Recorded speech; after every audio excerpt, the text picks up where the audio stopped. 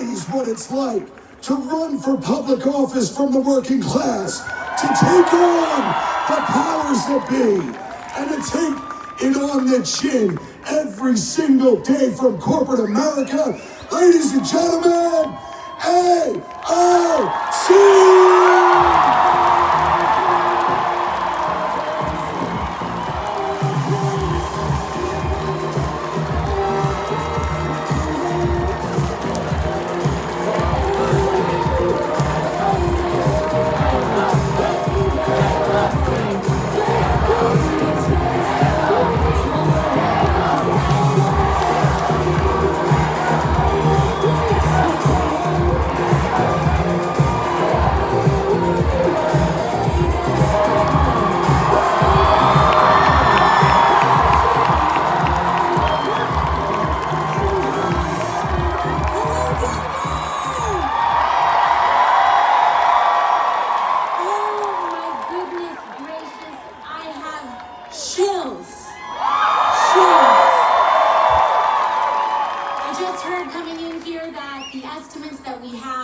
Already is 30,000 people. I'm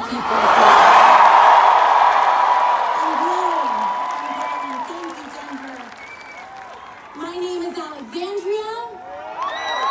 Some of you may know me as AOC. And I want to thank each and every one of you for taking the effort to be here today. I know many of you have traveled and made arrangements and carpooled, and I want to thank you for taking that time and thank you for making that effort. Thank you. In fact, I think we're all here together because we share in the frustration and heartache that comes from watching those in power actively tear down. Oh, Lana? Thank you. Sorry about that. Take us off here. Is that better? Great. Thank you. In fact, we're all here together because we share in the frustration and heartache that comes from watching those in power actively tear down or refuse to fight for working Americans like us. We're here together because an extreme concentration of power and corruption is taking over this country like never before. And we are here, most importantly, because we know that a better world is possible. But to get there, we need to be honest about where we are. We are witnessing an oligarchy in America. When those with the most economic, political, and technological power destroy the public good to enrich themselves while millions of Americans pay the price. And our political system is ill-prepared for this kind of abuse of power. In fact, much of our political system enables it, starting with the role of money in politics.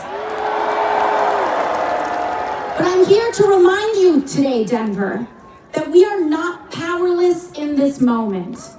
People are starting to put the pieces together. And ironically, some of the most divisive forces in our country are actually bringing more of us together than ever before. And that's important. Because the same billionaires who are taking a wrecking ball to our country derive their power from dividing working people apart. They specialize in getting us to turn against one another along lines of left and right, race and gender, creed and culture. And it's all to keep us distracted, because the last thing they want is for us to realize that the real division and the real harm in this country is how endless greed is costing the lives of everyone else.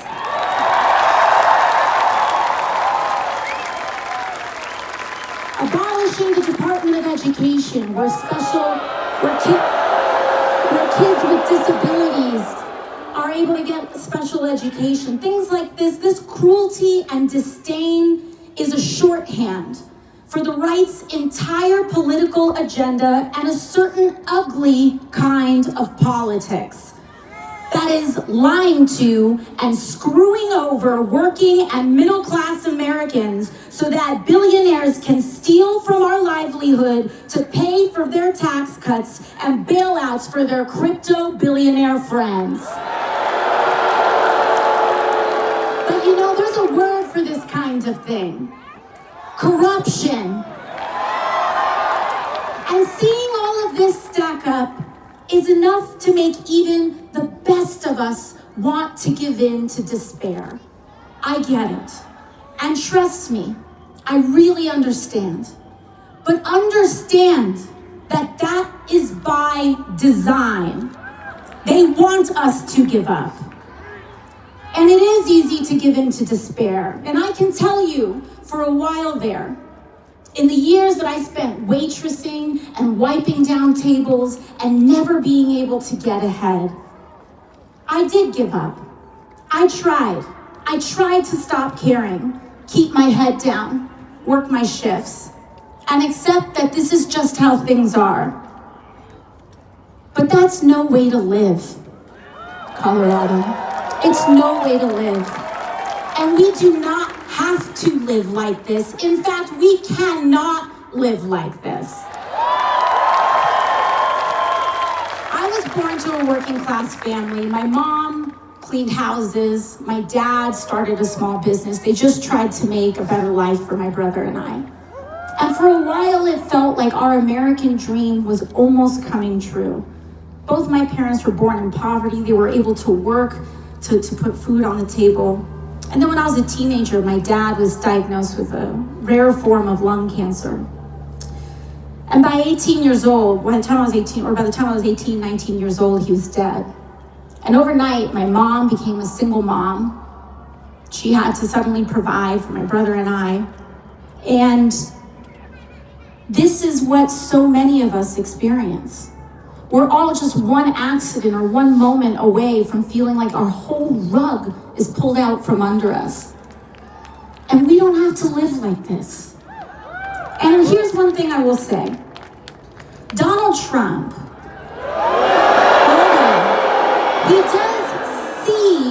he sees the immense pressure that working people are under. But his answer to that pressure is an America that operates on the principle of every man for himself. And we can see this clear as day. He has handed the keys of the federal government to Elon Musk. And is selling off our country for parts to the richest people on the planet. And in exchange, those oligarchs will bankroll his campaigns and those of his allies. They scratch his back, he scratches theirs, and all of us are left behind. But the clever thing, I will say, the clever thing of what Donald Trump and what the right tries to do is make working people like you and me feel like we're just one step away from being inside that club. That maybe one day we will be a billionaire too. Any billionaires here? I didn't think so. Yeah. But here's the thing. The spoils of that kind of corruption and billions of dollars are not earned. They are stolen. Just look at what Elon and Trump are doing to our health care, our veterans benefits, and Social Security. They are slashing the programs that we have spent a lifetime paying into. By the way, not them, because they haven't paid their fair share in taxes in years. So let's talk about Medicaid and Medicare for a second. Because every single House Republican voted to cut Medicaid. Not an accusation, it was their vote. And you see, these budgets aren't just fights about numbers. They are fights over our values as a country. Medicare, Medicaid, and Social Security were promises that we as a people have made to each other about the kind of society we want to live in and the nation that we want to become. They are not promises from politicians to people or charity from billionaires to the working class. These are promises that we have made to each other, neighbor to neighbor, friend to friend, elderly to young person, teacher to best days. It's also about who and what is there for us on our worst day. And that's why I'm here with you today. Because I want to share with you exactly what I mean. Because what many people want to smear as radical, I believe, is common sense. I believe in the wealthiest nation in the history of the world, when a person gets sick, they shouldn't go bankrupt. Common sense. I believe that a minimum wage should cover the minimum cost to live. Common sense. I believe that homes are not slot machines for investors and big banks to extort working families out of every last dollar that they have. Your government should fight to help you keep an affordable roof over your head. And finally, I believe that we must get big money out of politics and make clear that our country is not for sale. And that is why I don't and never will take money from industry lobbyists or corporations.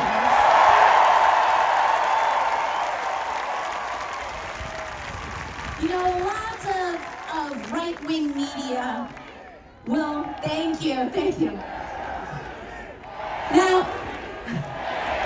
Fox News and the right wing, thank you guys. But Fox News and the right wing will have you believe that these American values are something out of the Communist Manifesto. That we believe these things because we went to some fancy school and read them in a book somewhere.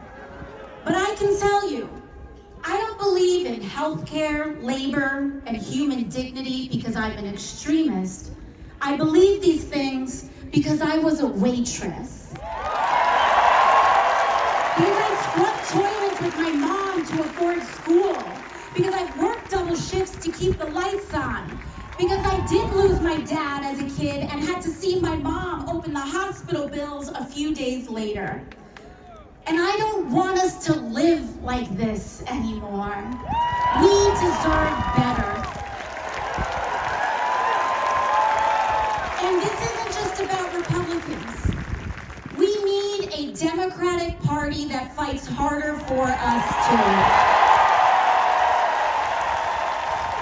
And that means communities choosing and voting for Democrats and elected officials who know how to stand for the working class. In Colorado, I want to thank you for working hard to make that happen. In fact, I want to tell you a little bit about Diana DeGette, whose district we're in right now. She's not here today. She just had a baby grandson born not too long ago, so I'm sending her our regards. But you know, Diana DeGette, she is one of the most powerful people in Congress on healthcare. She's in charge of the healthcare subcommittee. And Diana DeGette is a co-sponsor of Medicare for All. She believes in the guaranteed right to healthcare for every American. Thank you for electing her. You know, last week when other Democrats caved, your senators, Michael Bennet and John Hickenlooper, stood strong against the DC pressure and voted no on that Republican spending bill. You've got another hero in the House today, too. Representative Brittany Pedersen is here in the building. And she's right here. Brittany Pedersen's right here in the building. Colorado, you elected champion, she got on a plane with a 4-week-old baby to vote no on that bill. Defend her, support her, uplift her. In fact, every Democrat from the state of Colorado who represents a congressional district in the state voted against that bill. So I want to thank Joe Neguse and Jason Crow as well. And don't stop there. I want you to look at every level of office around you and support Democrats who actually fight, because those are the ones that can win against Republicans. But our work here isn't done yet, because you know which Coloradans did vote to gut Medicaid and jack up healthcare costs? Every single Republican representative from Colorado in the United States Congress. Oh, and don't you worry. I was just at Gabe Evans' district earlier today, and a lot of his, 11,000 of his constituents would like a word with him. So folks, you know what this means. We need to come together and spend every day for the next year working to educate our neighbors, reach out to them, and in order to give these Republicans the boot and replace them with brawling Democrats who will stand up for Colorado. But beyond elections, our task is to build community. Block associations, volunteer groups, church groups, PTAs.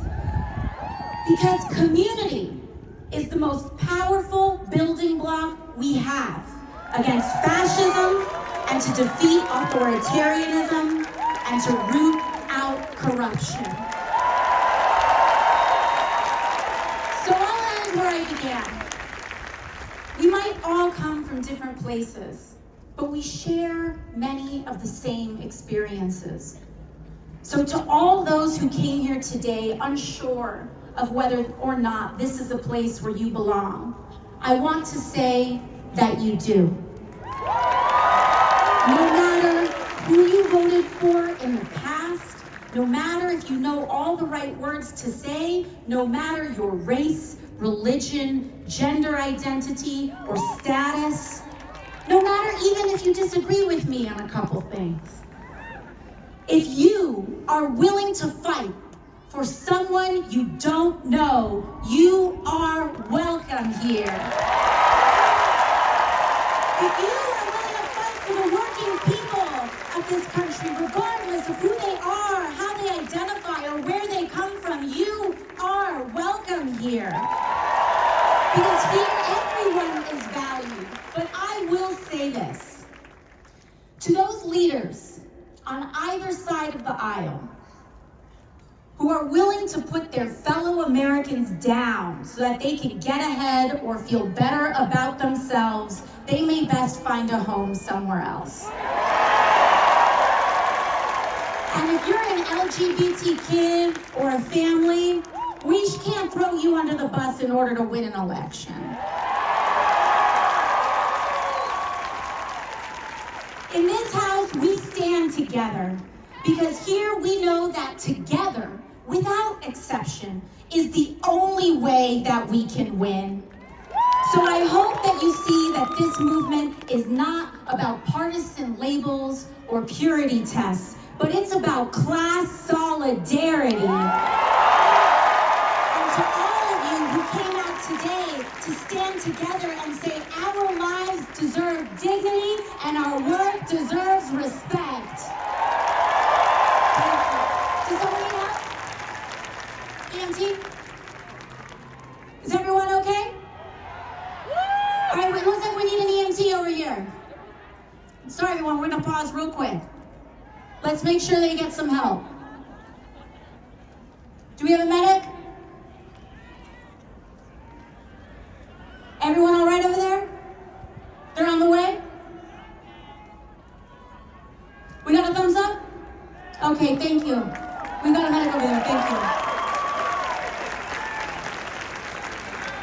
So, oh no? They still need a medic? Okay, can we still get a medic over there? They're coming. Love you too. Let's make sure they get some help. We got a medic over there? All right, we've got the medics on the way. Thank you. Thank you all so much. Thank you for looking out for each other. Now, we are here. I want to make sure that we pay very close attention right now, because we are here to make a sacred promise to each other. Because our goal today is not just to come together and share a few inspiring words and then go back to how things were. Our goal here today is to commit to building the kind of country we all deserve. And I want to start with one assignment before we all depart here today. And it is to leave this place connected to a new person you didn't know coming in. So I want you to turn to the people around you and greet someone you don't know.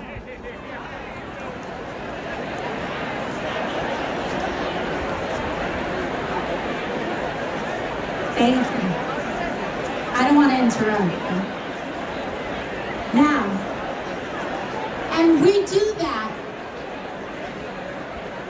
because we are here to make that promise, to take care of each other on our worst days and to share in the successes of our best. Thank you, Colorado. We are going to get through this. We are going to beat them. We will win by building a better nation than the one we had before. And with that, I want to introduce to you a friend and one of the man who has brought us all together here today. And that is Senator Bernie